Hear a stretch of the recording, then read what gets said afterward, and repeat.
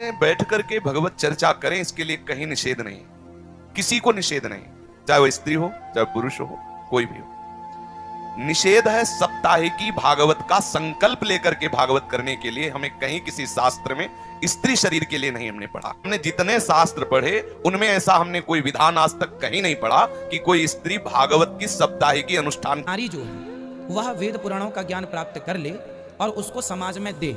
बांटने में नुकसान नहीं, आप प्रवचन करिए, पर जो व्यासपीठ है उस व्यासपीठ में जो संकल्पित कार्य होता है वह वहां, जैसे माता अनुसुईया है, माता अनुसुईया तो भगवान की माता है, दत्तात्रेय जी की, उनके पास तो ज्ञान की कमी नहीं, माता सीता को उपदेश दिया, पर वो व्यास गद्दी पर बैठ के उपदेश नहीं। व्यासासन पर बैठकर इतिहास पुराण आर्ष ग्रंथों का वाचन ब्राह्मण कुलोत्पन्न व्यास को ही करना चाहिए।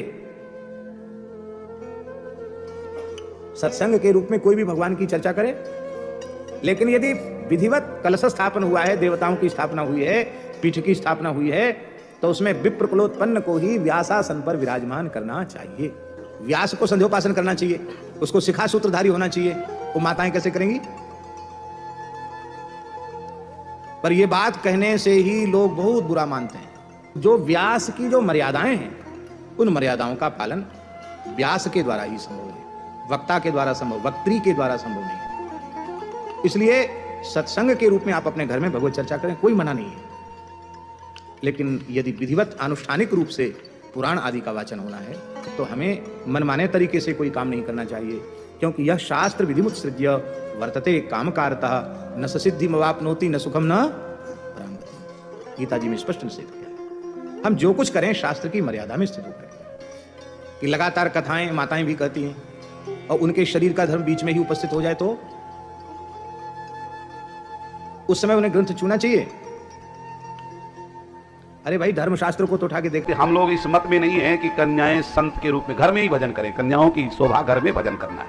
हम लोगों की कथाएं एक एक वर्ष की बुक हो जाती है, ठीक है ना? उनकी भी बुक हो जाती है, उनकी तो हम लोगों से ज्यादा मांग है आजकल।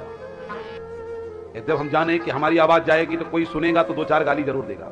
पर महाराज ये निश्चित है कि शास्त्र विरुद्ध है। जो प्रकृति का नियम है, क्या वो कथा मंच में बैठने पर समाप्त हो सकता है? उपदेश करना एक अलग चीज है और व्यास मंच में बैठ करके कथा कहना एक अलग। इसका मतलब जिस शास्त्र की तुम कथा कह रहे हो उसी शास्त्र का खंडन भी कर रहे हो, और उसमें दोषी हम और आप ही हैं।